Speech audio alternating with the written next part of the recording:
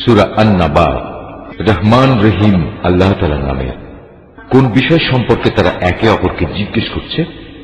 তারা কি সেই গুরুত্বপূর্ণ মহাসংবাদের ব্যাপারে জিজ্ঞাসাবাদ করছে, যে ব্যাপারে তারা নিজেরাও কোনো একমত পোষণ করে না?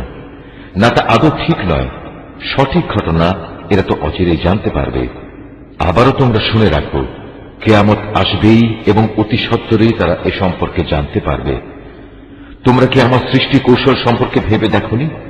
আমি কি এ ভূমিকে বিছানার মতো করে তৈরি করে রাখিনি? ভূমিকে স্থির রাখার জন্য আমি কি পাহাড় সমূহকে এর গায়ে পেরেকের মতো গেড়ে রাখিনি?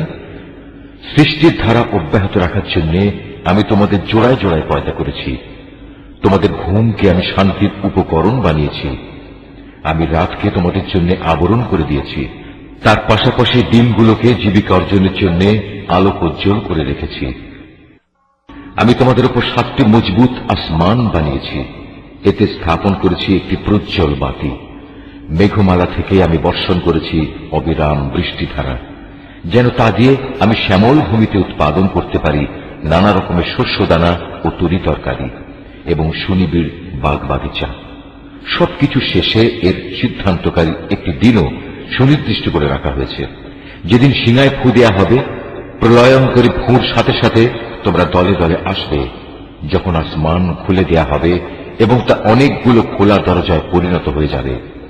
পর্বতমালাকে সরিয়ে দেয়া হবে এবং তা মরীচিকার মতো হয়ে যাবে। নিশ্চয়ই জাহান্নাম পাপীদের জন্য এক গোপন ফাঁদ। বিদ্রোহীদের জন্য তা হবে নিকৃষ্টতম আবাসস্থল। সেখানে তারা কালের পর কাল ধরে পড়ে থাকবে।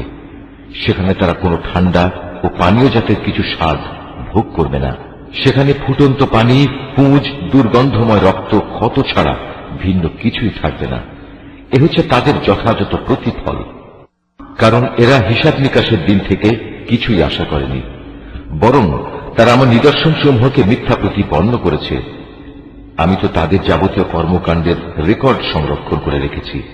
অতএব তোমরা আযাব উপভোগ করতে থাকো। আজ আমি তোমাদের জন্য শাস্তির মাত্রা বৃদ্ধি করেই দেব। অপরদিকে পরহেজগার লোকদের জন্য রয়েছে পরম সাফল্য। তা হচ্ছে সুসজ্জিত বাগ বাগিচা, আঙ্গুর ফলের সমারোহ। আরো রয়েছে পূর্ণ যৌবনা সমবয়সী সুন্দরী তরুণী এবং উপচে পড়া পান পাত্র। এখানে তারা কোনো বাজে কথা ও মিথ্যা শুনতে পাবে না। তোমার মালিকের তরফ থেকে এটা হচ্ছে তাদের জন্য যথাযথ পুরস্কার। এ পুরস্কার তাঁর, যিনি আসমান সমূহ, জমিন ও এদের উভয়ের মাঝখানে যা কিছু আছে তার মালিক, দয়াময় আল্লাহ তাআলা। তার সামনে কেউই কথা বলার ক্ষমতা রাখে না। সেদিন পরাক্রমশালী মালিকের সামনে জিব্রাইল, রূহ ও অন্যান্য ফেরেশতারা সারিবদ্ধভাবে দাঁড়িয়ে থাকবে। করুণাময় আল্লাহ তাআলা যাদের অনুমতি দেবেন তারা ছাড়া সেদিন অন্য কেউই কথা বলতে পারবে না, এবং সে অনুমতিপ্রাপ্ত ব্যক্তিও যখন বলবে তখন সঠিক কথাই বলবে। এদিনটি সত্য, তাই কেউ ইচ্ছা করলে এখনো নিজের মালিকের কাছে নিজের জন্য একটা আশ্রয় খুঁজে নিতে পারে। আমি আসন্ন আযাব সম্পর্কে তোমাদের সতর্ক করে দিলাম। সেদিন মানুষ দেখতে পাবে তার হাত দুটি এদিনের জন্য কি কি জিনিস পাঠিয়েছে। এদিনকে অস্বীকারী ব্যক্তি তখন বলে উঠবে, ধিক এমন এক জীবনের জন্য। হায়, কত ভালো হতো যদি মানুষ না হয়ে আমি আজ মাটি হতাম। সূরা আন-নাজিআত। রহমান রহিম আল্লাহ তাআলার নামে। শপথ সেই ফেরেশতাদের যারা নির্মমভাবে অবিশ্বাসীদের আত্মা ছিনিয়ে আনে। শপথ সেই ফেরেশতাদের যারা সহজভাবে নেককারদের রূহ খুলে দেয়। শপথ সেই ফেরেশতাদের যারা আমার হুকুম তামিল করার জন্য সাঁতরে বেড়ায়। শপথ সেই ফেরেশতাদের যারা হুকুম পালনে এগিয়ে চলে। শপথ সেই ফেরেশতাদের যারা সব কটি কাজ সুষ্ঠুভাবে পরিচালনা করে। কিয়ামত অবশ্যই আসবে। সেদিন ভূকম্পনের এক প্রচন্ড ঝাঁকুনি হবে। কবর থেকে সবাইকে ওঠানোর জন্য সাথে সাথে আরেকটি ধাক্কা হবে। এ অবস্থা দেখে সেদিন মানুষের অন্তরসমূহ ভয়ে কম্পমান হবে। তাদের সবার দৃষ্টি হবে সেদিন নিম্নগামী ও ভীত সন্ত্রস্ত।